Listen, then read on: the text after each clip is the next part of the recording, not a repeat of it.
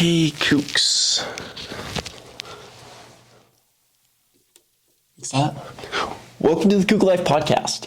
I've been wanting to start a podcast for a really long time, mostly inspired because I think it's a really cool way to get stories across to other people and be able to share the lessons from these stories in life that we learn along the way. Now, what is a kook? Well, as Webster's dictionary defines a kook as a crazy or eccentric person, which is totally what I am and why I decided to kind of pick up the nickname as the Kook, Andrew the Kook, and why I've started my whole brand, the Kook Media House, and now the Kook Side Podcast, which I am so stoked, which I have a tattoo of, so stoked about starting this podcast and being able to share these stories with people and interviewing a lot of interesting people, just because I've met so many interesting people along the way. I guess a quick life story. When I moved out, or when I graduated from high school in March of 2021, I know I'm young. Sorry if you are older and that makes you feel old. I was also born in 2002. Yeah, sorry to make you feel old. It always hits people. Anyway, first thing I did when I graduated was move into my Toyota Sequoia. And then I started traveling a little bit. I was spending pretty much every other week on the road.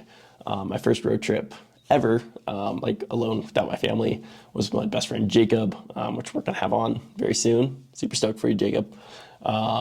We went down to Sedona, Arizona, and went to mountain bike for a week down there and met some really cool people like this guy Ronnie that I'm sure we'll talk about.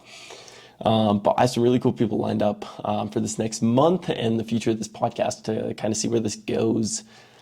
But I just kind of wanted to jump on here and share with everyone that the Kook Side Podcast is now a thing, and the Kook Media House / me, Andrew the Kook, we have a podcast going.